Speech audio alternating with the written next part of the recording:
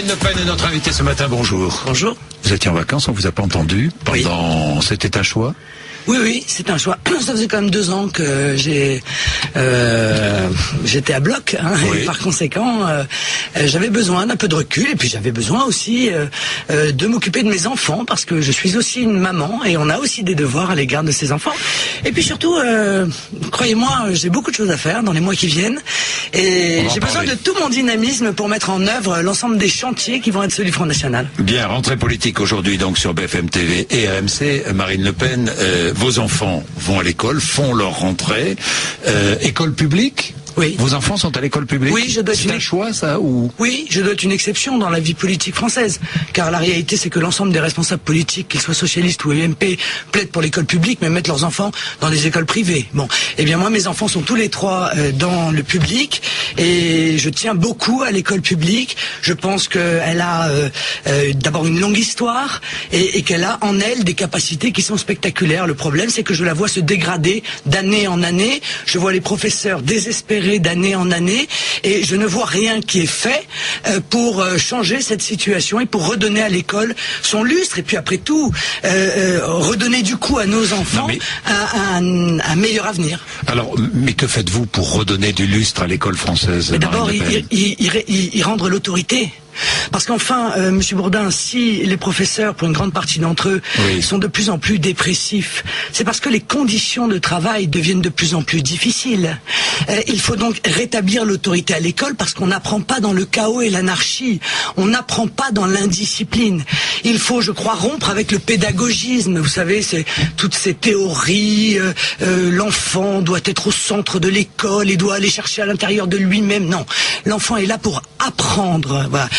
L'école n'est pas un lieu de vie, c'est un lieu d'apprentissage, de transmission du savoir. Et puis, il faut que l'école joue son rôle, c'est-à-dire qu'il donne à nos enfants les armes pour l'avenir.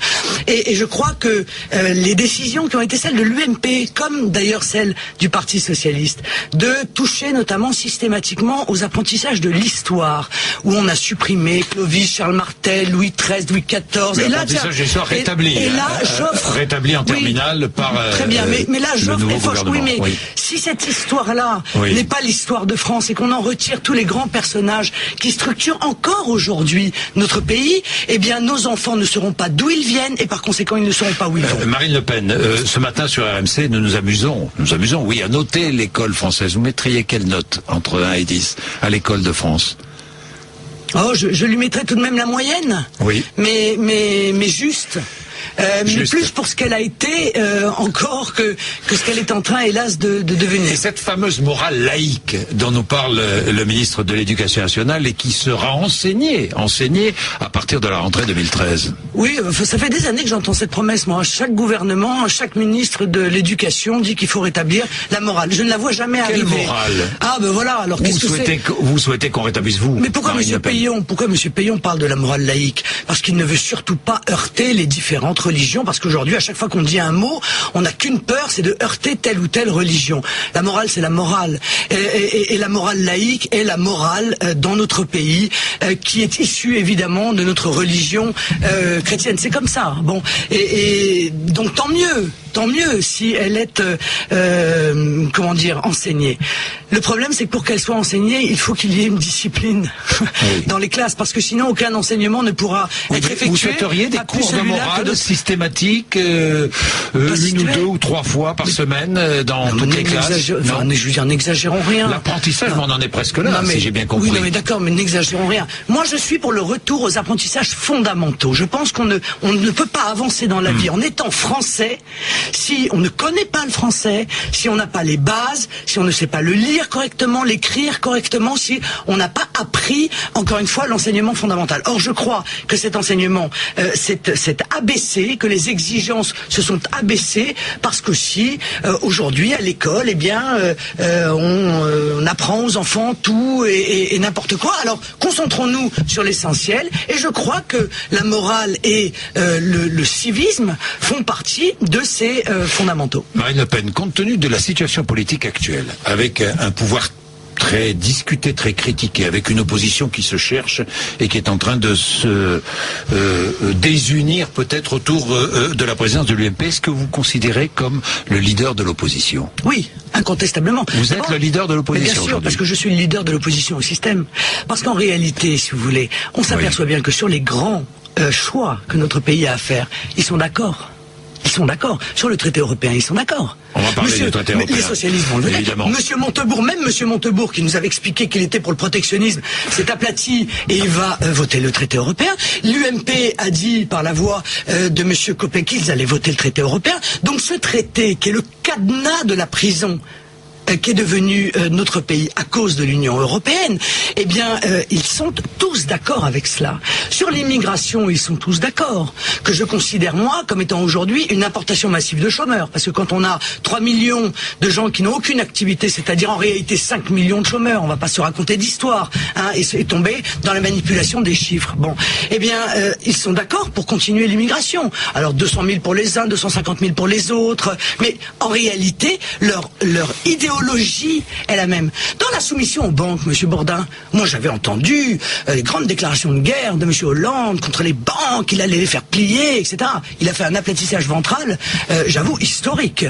On ne va rien changer, les exigences allemandes, eh bien, on va s'y soumettre, et puis la cure d'austérité dont on ne veut pas parler parce qu'on n'a pas le courage de le dire, elle va par définition s'appliquer comme elle s'applique en Grèce, au Portugal et ailleurs. On va parler du traité budgétaire européen qui sera présenté au Parlement fin septembre, dans 2 minutes. Marine Le Pen est notre invitée ce matin. Marine Le Pen, quelques mots sur l'UMP. Vous avez vu que les candidats se multiplient à la présidence de l'UMP, avec toujours cette nostalgie du retour de Nicolas Sarkozy. Vous y croyez, ce retour? Ça vous fait sourire? Oui, parce qu'on a l'impression d'un troupeau de moutons qui a perdu son patou, quoi. Et c'est quasiment religieux. J'ai entendu les universités de l'UMP. Nicolas nous entend, Nicolas est près de nous. Voilà des gens qui n'ont donc aucune vision et qui attendent l'homme providentiel. Sauf que leur homme providentiel a déjà été au pouvoir. Et il avait dit, je ne décevrai pas, je ne mentirai pas, je ne trahirai pas. Il a fait les trois. Et les Français l'ont remercié. Ce qui est tout de même pas fréquent dans la 5e République. Est-ce que vous avez vu aussi que beaucoup de sympathisants UMP souhaitent que des accords soient passés avec le Front National? Mais parce que beaucoup de sympathisants UMP se sentent beaucoup plus proches des idées que nous défendons que du centre qui lui-même est aucun candidat à la présidence de l'UMP n'ose franchir le pas. Oui, bien sûr, parce qu'ils ont peur de se faire manger tout cru. Comme ils sont beaucoup moins bons que nous, beaucoup moins convaincus. Que certains seraient tentés. Sûrement, mais dans les plus hautes sphères, ils se disent que si jamais ils se rapprochent de nous, eh bien, comme encore une fois, nous avons plus de convictions, plus de colonne vertébrale, eh bien, nous prendrons leur place. Et ça les panique. Alors j'entends Monsieur Fillon, qui n'a aucun argument, nous dire je n'ai pas les mêmes valeurs que le Front National. Mais ça, c'est un argument de rillette, si vous voulez. C'est pas un argument politique. Marine Le Pen, le traité budgétaire européen, alors on va en parler, qui sera présenté au Parlement à la fin du mois de septembre. 2 députés du Front National qui vont voter contre, j'imagine. Bien sûr. Vous allez voter contre. Est-ce que vous demandez un référendum? Bien sûr. Comme Jean-Luc Mélenchon. Mais évidemment. Même combat. Oui, il y a qu'un malheur, c'est que Jean-Luc Mélenchon, ça fait 2 mois qu'il sautille partout en disant j'ai fait élire Hollande. Alors il faut maintenant qu'il assume. Il peut pas dire aujourd'hui ah oui mais je suis pas d'accord là-dessus. Moi je n'ai pas de responsabilité dans l'élection de Monsieur Hollande. Bien sûr il faut un référendum. Pourquoi est-ce qu'ils ne le font pas? Parce qu'ils savent que les Français vont dire non. Et ils ont déjà trahi une fois la parole des Français après un référendum. Ils n'oseraient pas tout de même le faire une 2e fois. Mais la réalité, c'est que les Français sont contre. Parce que ce référendum, c'est la cure d'austérité qui va être appliquée avec une brutalité terrible. Mais c'est surtout la perte de notre liberté de peuple, de notre liberté de décider pour nous-mêmes. Et ça, c'est inadmissible. Et ça ne peut pas normalement être effectué sans l'avis du peuple. Alors, je crois que nous ne sommes plus véritablement dans une démocratie à partir du moment où on se prive de ce retour. Enfin, vous avez toujours le même discours. Ça fait des semaines, des mois, des années même que j'entends ce discours. Vous avez raison, et chaque jour qui passe me donne raison, Monsieur Bourdin. Oui, mais vous allez prévoir quoi? Parce que c'est bien beau, vous avez 2 députés à l'Assemblée qui vont voter contre. Bon, vous appelez à un référendum qui n'aura pas lieu. Vous avez quoi? Vous allez manifester ou qu'est-ce que vous allez faire? Croyez-moi, nous allons faire une action. Qu'est-ce que vous allez faire? Je vous le dirai en temps utile. Nous ferons une action de grande ampleur pour redonner la parole à ceux qui sont toujours les Français oubliés et les Français invisibles. Mais comment, quelle action de grande ampleur pouvez-vous faire? Et moi, je vais aller voir les Français et je vais leur dire... Vous avez une pétition, je crois, qui circule. Oui, mais nous allons faire une action peut-être plus directe pour que les Français puissent exprimer directement à leurs dirigeants ce qu'ils pensent de ce traité européen. Vous verrez. Manifestation. Est-ce qu'on peut imaginer le Front National descendre dans la rue contre ce traité budgétaire européen?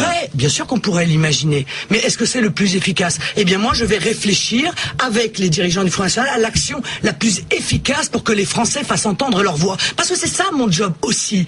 C'est être le porte-parole de tous ceux à qui on ne demande jamais leur avis, mais qui subissent directement les conséquences des choix qui sont faits. C'est-à-dire qu'avant la fin du mois de septembre, vous allez organiser une grande campagne politique avec toute une série de supports pour que les Français puissent exprimer leur désaccord avec la cure d'austérité qu'on est en train de leur préparer et avec le transfert de peut-être la dernière des souverainetés qui nous restait encore et que l'Union européenne ne s'était pas accaparée. Ça veut dire quoi? Ça veut dire qu'aujourd'hui on a le choix entre une Europe plus fédérale ou une disparition de l'euro? Oui. C'est ce choix-là? Oui, je crois que oui, il y a une dissolution de la zone euro, sauf que c'est pas un choix. L'un va suivre l'autre. La dissolution de la zone euro, elle est inscrite, Monsieur Bourdin. Monsieur Sapir l'a dit encore aujourd'hui dans Le Monde et il a raison. Il n'y a pas de solution. Et je vous signale tout de même que si, en ce jour de rentrée des classes, on devait noter l'Union européenne, là, pour le coup, ça s'approcherait tout de même du triple zéro. Car enfin, il n'y a jamais eu aussi peu de croissance que depuis la zone euro. Il n'y a jamais eu autant de chômage dans la zone euro que cette année. Ce chômage ne cesse de monter. La pauvreté a atteint des records spectaculaires au sein de l'Union européenne et chaque semaine, soi-disant critique pour l'euro, auxquelles aboutissent des solutions qui sont toujours les mêmes, on s'appperçoit qu'elles aggravent la situation. Ça veut dire quoi? Ça veut dire que nos dirigeants européens sont aveugles? J'irais même jusqu'à dire lâche. Vous iriez jusqu'à dire cela? Je crois que ce sont des idéologues. C'est-à-dire aux mains des marchés financiers? Oui, d'abord. Et l'euro est devenu quasiment une religion. Ils en parlent d'ailleurs quasiment comme des prêtres et non plus comme des politiques ou comme des économistes. Et ils ne veulent pas admettre qu'ils ont commis une erreur. Car enfin, ils ont commis une erreur, Monsieur Bourdin. L'euro a été une erreur. C'est à eux maintenant de la réparer. Mais plutôt que d'admettre leur erreur et de trouver les solutions pour réparer cette erreur, eh bien, ils s'enfoncent dans leur erreur en essayant de nous convaincre, nous, qui sommes les victimes de leur erreur, qu'ils ont eu raison de le faire. Et c'est pour ça qu'il faut trancher avec cette classe politique. Parce qu'ils sont tous coupables et responsables de cela. Et si les Français continuent à confier à l'un ou l'autre, droite ou gauche, qui ont ensemble construit ce projet mortifère, eh bien, on ne trouvera pas les solutions pour en sortir. Marine Le Pen, regardons les premières décisions du gouvernement. Accélération des réformes, c'est ce que demande François Chérec, vous l'avez lu. 150 000 emplois d'avenir. Bonne mesure? Évidemment, enfin, ça n'a pas marché, Monsieur Bourdin. D'abord, ça n'est pas au niveau des problèmes qui sont ceux de la France. Vous voyez bien que ça, c'est un sparadrap. C'est quelque chose pour que fait pour que la hausse... mettre des jeunes au travail plutôt que de les laisser à rien faire. Mais d'abord, bien sûr, Monsieur Bourdin, mais dans quelles conditions? Le problème de notre pays, c'est de recréer la richesse et de donner aux acteurs économiques la possibilité de créer la richesse. Ça n'est pas de dépenser de l'argent public dans des emplois aidés. On en a vu, Monsieur. Vous vous souvenez des emplois tremplins dans les régions? Bon, ça a été en réalité des emplois parking, et quand ils ne servaient pas en réalité à embaucher pour des associations copines des directeurs de la communication à 5 000 €. Voilà, on sait que ça ne fonctionne pas. Ça c'est le socialisme des années 80. Alors, discussion entre patronat et syndicats de salariés à partir du 10 septembre prochain. Flexibilité, demande le patronat. Vous êtes favorable à une flexibilité? J'ai vu avec beaucoup d'amusement, Monsieur Bourdin, que celui qui aujourd'hui est président de la République est censé représenter le changement, je crois. C'était ça, son slogan. Le changement, c'est maintenant, a envoyé pas moins de 10 ministres à l'université d'été du MEDEF de Madame Parizeau. 10 ministres pour discuter avec elle de la flexibilité dont on sait que c'est un des remèdes ultra-libéraux qui non seulement ne fonctionne pas, mais va à nouveau, évidemment, précariser la situation des salariés. Moi, ce que je crois, Monsieur Bourdin, c'est que le chômage, ça les arrange.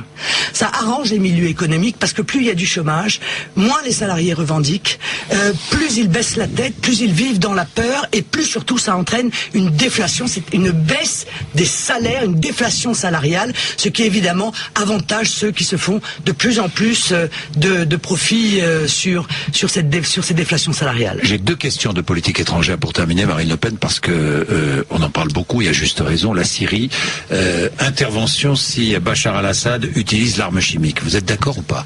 Mais Bachar al-Assad n'utilise... S'il utilise, je dis si. Mais non, mais c'est n'importe quoi, c'est comme l'Irak, monsieur Bourdin. Est-ce que vous vous souvenez quand même des armes de destruction massive de l'Irak? Cette énorme manipulation dont nous avons été victimes de la part des Américains et qui a entraîné le déclenchement de la guerre en Irak avec des centaines de milliers de morts civiles. Bush et Blair devraient-ils être traduits devant le tribunal pénal international de La Haye, la Cour de justice de La Haye? Eh bien peut-être, monsieur. Peut-être, parce que les millions d'enfants morts qui ont été la conséquence de leur action pour un pays qui reste définitivement totalement déstabilisé, dont la population n'a eu qu'à souffrir des décisions qui ont été les leurs. À un moment donné, il n'y a pas de raison que parce que les États-Unis sont une grande puissance, et ils ne rendent pas des comptes sur leur action. Alors, il faut aussi tirer les leçons du passé. Or, je n'ai pas le sentiment que les leçons soient tirées. Dernière question, l'Iran. Si les Israéliens bombardent des installations nucléaires iraniennes, est-ce que vous condamnez? Je crois que ce serait une erreur terrible, parce que ce serait un élément de déstabilisation et l'allumette jetée dans une terrifiante poudrière, ce qui rendrait d'ailleurs à l'Iran un rôle de leader dans la région que je crois il est en train de perdre. Merci Marine Le Pen d'être venue nous voir ce matin à 8h56.